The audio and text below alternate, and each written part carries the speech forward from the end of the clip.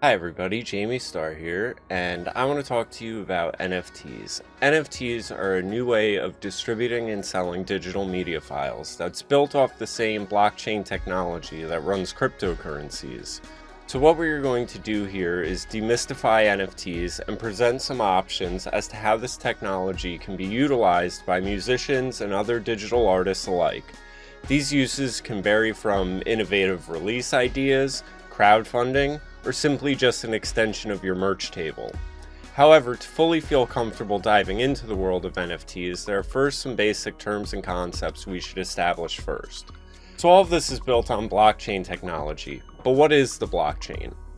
Considering most of the innovations and work done with this technology was in the cryptocurrency area, most refer to blockchain as a decentralized, permanent digital ledger. However, for us musicians, I think the easiest way of looking at blockchain is similar to peer-to-peer torrent systems used for distributing music, mostly illegally, in the early 2000s. The benefit of this decentralization in regards to cryptocurrencies is higher security and it being virtually impossible to hack or manipulate the network because the data is spread across the network of everyone utilizing the blockchain. So this is where NFTs come in. An NFT stands for non-fungible token. NFTs are digital assets that may be purchased using cryptocurrency, but act differently from Bitcoin or Ethereum. Cryptocurrencies like Bitcoin are fungible, meaning all the tokens are equal. However, with NFTs, each NFT token is unique. This is why the collectible markets, such as sports collectibles, have dove headfirst into NFTs. The NFT essentially acts as both the digital asset and your certificate of authenticity, but we'll get into some examples of these later on. So to recap the basics, an NFT is a one-of-a-kind piece of digital media that exists on the blockchain and is stored in your digital crypto wallet. But really, in regards to music, having a deep understanding of blockchain technology isn't a requirement, because we're musicians, not computer coders. The need for a deep understanding of the tech is no greater than a deep understanding of MP3s or the code that's running Spotify. So with all that out of the way, we get to move on to the fun, creative side of things, which is what's being done with NFTs and what this platform has to offer you.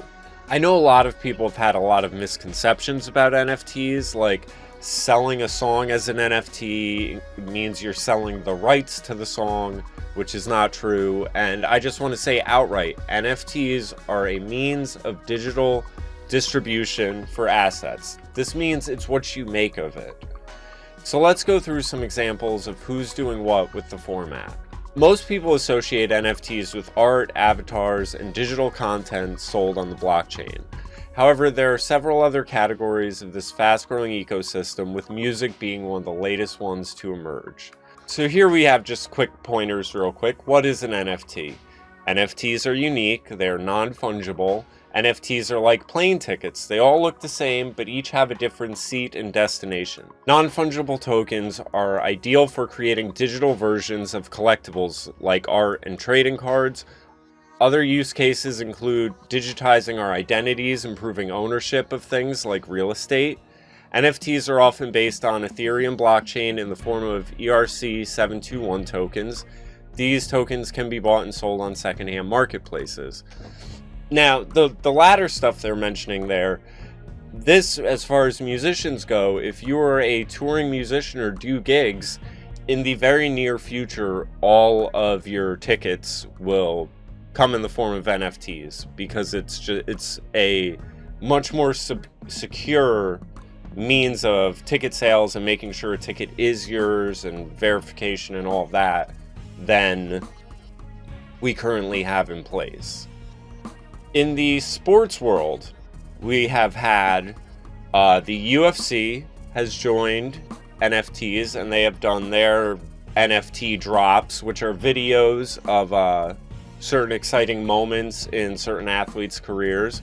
The WWE has done them for their WrestleMania events, special releases around big moments of special characters of theirs, and the trading card industry for the NBA, NFL, all of that has sort of converted over to NFTs. Again, because of the authenticity factor. In animation, one of the examples I heard about it, funny enough, watching an episode of Hot Ones, the show where, you know, people sit over a plate of hot wings and discuss their careers. And there's one with Mila Kunis, who was talking about how she and her husband, Ashton Kutcher, have created 2 NFT animated shows where the owners of the NFTs get to vote. It's sort of like a choose your own adventure cartoon they're creating, and it's all funded by this community who has bought the NFTs. They then have a stake in the project. They get to make decisions about the project, and that's the way to get funding for it. So she didn't have to go to Hollywood with a script and, you know, get approval and get a network and get funding. She went right to the fans of this project, proposed the idea, and they funded it. So that's, again, we're seeing how this can be utilized in very different manners. Crowdfunding, as I mentioned, similar to Mila Kunis, there is a site, the one I have displayed here, called rally.io, and what this is it gives digital artists a chance to create a coin of their own. If I were to create one, I would call it the Jamie Starr coin, and people can buy the coin to support me, and it again is essentially like ownership or stocks in an artist's career. Again, on this site you have vast swaths of different artists, performers, entertainers, all utilizing the platform. So again, if you're more interested in the crowdfunding side of things, this would be something to look into. We have the digital visual art side of things, which I would assume most people have probably heard something about, you know, CryptoPunks, Bored Ape. You have these little avatar-like pictures that are selling for insane amounts of money. I'm going to reference this again later, but this is the area where I have my highest level of concern that it's basically like Beanie Babies, where people are getting so into this where it's like the same thing over and over and over, just with slight variations, and one of them could be way more expensive than the other. And I think this is a phase that's going to die out, and you'll just have the actual utilized parts of this technology stick around. All of the innovations that will come from this boom period will really stick around. But this is where rich people are blowing tons of money on very odd and simple artwork. You know, nothing against the people doing it, more power to them. My way of looking at things, I'm worried it's very much like a Beanie Babies, comic books in the 1990s. Like, people are expecting this all to retain its value. I don't know how much it will retain its value, but it has a lot right now. So music and NFTs. Most people associate NFTs with the art, the avatars, the animation, and the things we just covered. But music is one of the fastest growing ecosystems within this technology. On the surface, it appears as if buying a music NFT isn't too much different from buying music from Spotify or iTunes. Except with iTunes and Spotify, you're technically only purchasing a license to listen to the song through that platform. Same thing if you were to buy, say, a digital movie on Amazon. You don't own the movie, you just have bought a license to view it through them. In contrast, music NFTs give buyers incontrovertible certificate of ownership for that particular audio file. The token is stored on the ledger to avoid theft and counterfeit, and it should be in your wallet with you being the only one to access it. So it's the closest we have to physical ownership of digital goods. The benefit of music NFTs is the value that comes in very different forms. For some, ownership could kickstart a long-term relationship with an artist they like. For sellers, it could be the source of financial exposure needed to become successful in the future. Depending on the quality and exposure, you can make hundreds of thousands of dollars in music NFT sales. In contrast, earnings on Spotify are an average of $178. Plus, if an artist gets more popular, they can increase their selling price or even put their music up as NFTs for auctioning. Many artists use NFTs as a part to give ownership rights to buyers in terms of royalties. Suppose a piece of music has a value of $200,000. If you purchase 10% of the rights, you'll get $20,000 worth of shares. This is a potential smart investment strategy. If the music that you've purchased doubles in value to $400,000, you'd then make 100% profit on your initial investment, being $40,000. So in this way, I think this is where the misconception that if you sell an NFT, the rights are included. Because it can be. It can be because of the blockchain and the smart contracts. A lot of this area of the technology is still being hammered out as far as to make it all automated. But this is sort of the mindset behind Rally, like I had mentioned with the crowdfunding stuff, where you can actually have people buy into a piece of artwork and have partial ownership, like it's shares in something, and that way they're investing in you and that particular song. You know, we've seen recently that you have certain venture capitalist firms like buying up whole artist catalogs outright. And I don't exactly understand the reason for all of that, but I think this is a really interesting way for artists to do it on a ground level, sort of grassroots way, where an artist can turn to their fans and say, okay, you know, this is my song I'm doing particularly for funding my next album. So I will sell shares of the song to my fans and they can all buy in. Again, you can make it be like, oh, I'm crowdfunding, you can buy this and you get this. A lot of flexibility here. So let's go through a few examples of music NFTs that have sort of made waves.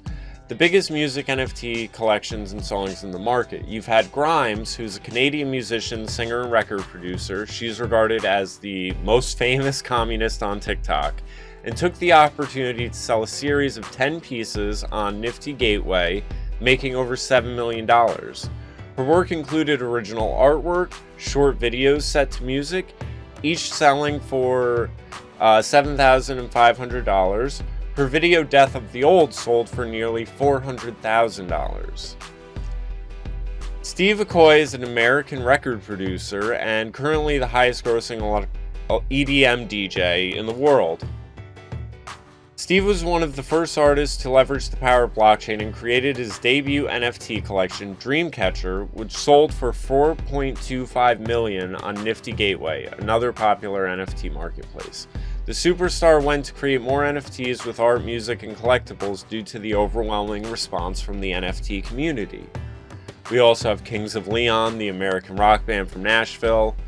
In 2021, the band decided to sell their latest album, When You See Yourself, as a music NFT collection. Within weeks, it generated over $2 million in sales, as the band also promised 4 front row tickets of every Kings of Leon show in the future.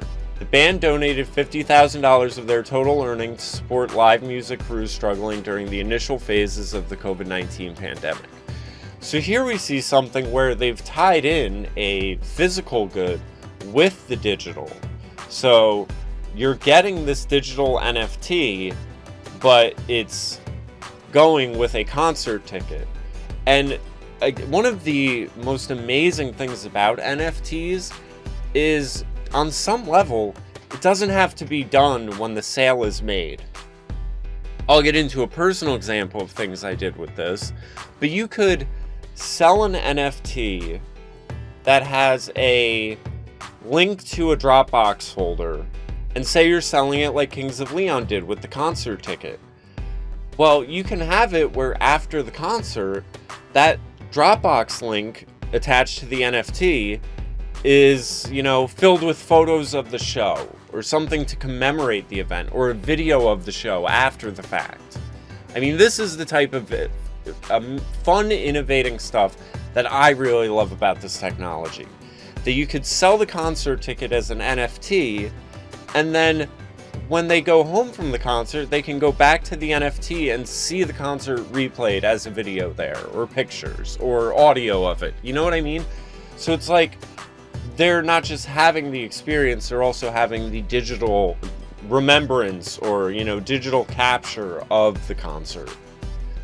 So another one we have is Eminem, one of the greatest rappers of all time, shared his first NFT collection titled ShadyCon in 2021, again on Nifty Gateway, earning $1.78 million in return. The collection featured digital action figures based on some of Slim Shady's most popular characters from his humorous videos. Other items in the collection include original instrumental beats for the collection. However, it was Stan's Revenge that generated the most in sales. This was a one-of-a-kind video featuring rare Eminem Carhartt Air Jordan trainers. So, again, you see a rare sneaker thing tied in with Eminem and the NFT. So it's two kind of collectible markets merging together there.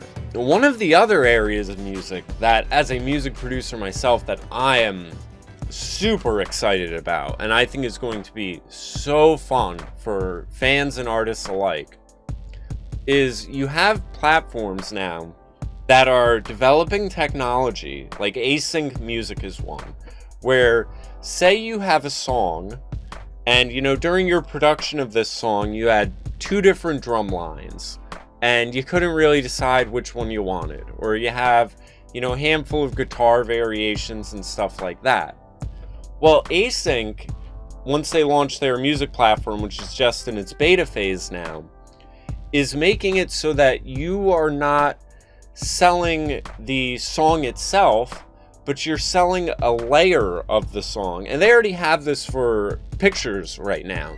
So in a picture where you have like the foreground, the background, and the middle, with the picture, someone can own the background layer, and they may have 2 to 10 options or however many options for that background. And the person that owns that background gets to pick which one. The person who owns the foreground, same with them. They have some options, they get to pick. And the piece of artwork that is available for public display then becomes an amalgamation of all of these decisions of the people who own the layers. So now they're looking to take this into music. So if I did a song that just had drums, guitar, bass, and vocals, but I had 3 different versions of each of those, well, the people who buy the NFT can mix and match and, essentially put together a collaborative community version of the song. You already have artists like Mike Shinoda from Linkin Park who has released music in this way, Beats Antique, I believe, and a handful of other people. Again, this is just in their beta phase. But it's STEM level variations that are enabled through this way. So what will your NFT look like? We've gone through a handful of different ideas, different concepts, different ways people are utilizing it. What are some of the ways you would like to utilize the technology for your art? Some ideas to get you started. Exclusive releases. One of the things I had done was I had my album that had just come out, but I released it as an NFT with a Dropbox link. And in the Dropbox link, I had the album, but I had all the stems for all the songs. So that way, if someone wanted to remix any song on my album, they have all the stems right there. The other thing I did is, as I did my own remixes for the album, I then just added them into that Dropbox. So if someone bought that NFT of that album, they got everything that spurred out of that album. Any other mixes that came out of it, a live recording that was done of it, and all sorts of stuff. So it was a file, like I mentioned earlier, that you didn't get everything on the day you bought it. You continued to get more. A few of the people that got it, I remember having some really positive reactions where people opened it up and checked it out and they were like, oh my god, this is the future of music. Like, this is what it's going to be like. I'm going to own this on the blockchain, and then it's going to give me a link into all the files and the stems and such. For people who think selling the stems of your music is not going to pick up and be a thing, you should look into what Kanye West is doing, because his last album he sold with a stem player where you can turn on and off different parts of the songs.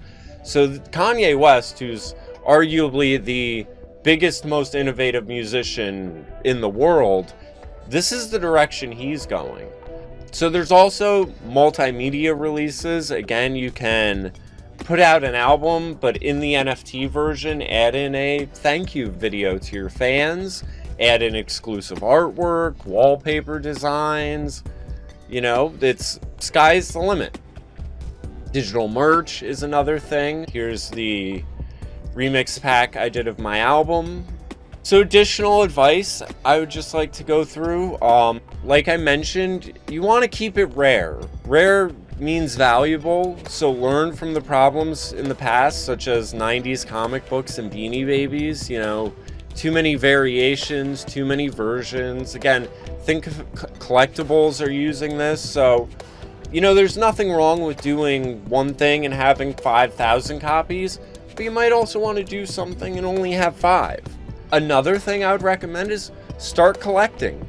There is nothing stopping you. You know, there are places like the Reddit or the subreddit NFT giveaway where artists are giving away pictures and music and videos all day, every day, just to sort of build their name and establish themselves in the NFT world. So you can already start collecting, and who knows, maybe the value of one of these will go up, and you know, that you might have gotten a free NFT from the next big artist, the next CryptoPunks or Bored Ape. So just a little bit on the platform options we have here. We have OpenSea is the leader in NFT sales. It has all sorts of digital assets. It's free to sign up, and you can browse everything that's on there. It supports artists and creators and has an easy-to-use process if you want to create your own NFT. This is the option I personally have used. The marketplace supports more than 150 different payment tokens, so the platform's name is appropriate. For introduction to NFTs, OpenSea is the best place to start. We have Nifty Gateway, which, as we mentioned, you know, that's where Eminem and Grimes, all of them were selling their stuff. Nifty Gateway has facilitated some of the sales of the most popular digital artists, such as Beeple, Grimes. It's an art curation platform powered by crypto exchange Gemini. The NFTs are known as Nifties. The thing about Nifty Gateway, it also hosts the NFTs, meaning the NFTs aren't stored in your own wallet, but are actually stored for you by Nifty Gateway and Gemini. We have Rarible, which is another large market for art, video, music. Unlike OpenSea, you need to use the market's own token to buy and sell. It's built on Ethereum. Company has partnered with some notable brands such as Yum Brands, Taco Bell, Adobe. Similar to Rarible is Super Rare, which is built a marketplace for collectors, art, videos, 3D images. Collectors can purchase the artwork using Ethereum. Super Rare recently announced its own token of the same name based on Ethereum. The tokens will be used to find and curate, you know, all the art. Crypto.com, they're a big crypto exchange. They just opened their new NFT platform. You have Mintable, which was backed by billionaire Mark Cuban, aims to be an open marketplace similar to OpenSea. As an aspiring NFT or collector, you need to purchase Ethereum before using that. You know, again, that's very similar with most of these. The cryptocurrency is what's used. Some of the platforms, I believe, like Crypto.com, you can just use a credit card to purchase. But the thing about this is that as cryptocurrencies have grown in value, a lot of people have made a lot of money from just their initial investment. And contrary to what most people would like to believe, that, you know, once people get a lot of money, they're super greedy with it all, there's actually a lot of people in this space that have made a lot of money from very small initial investments in this technology and are looking to reinvest, and they're seeing NFTs as a means to do so. And the other aspect of all of this, which this is very far down the line, but you know, as we see companies like Facebook relabel themselves as Meta and say that they're all in on the metaverse, which is going to be this blockchain-based virtual reality experience, well, how do you listen to music in this blockchain virtual reality? Well, through NFTs. So if Facebook, which is one of the biggest companies in the world, is all in on this, it might be a smart idea to start looking at how you get your music into these platforms and into these formats, because eventually there will be a NFT, radio station in the metaverse. So you're also future-proofing your pieces of art in this way. So I think this pretty much covers just about everything I wanted to go over to get this conversation started. So now we'll open up to Q&A.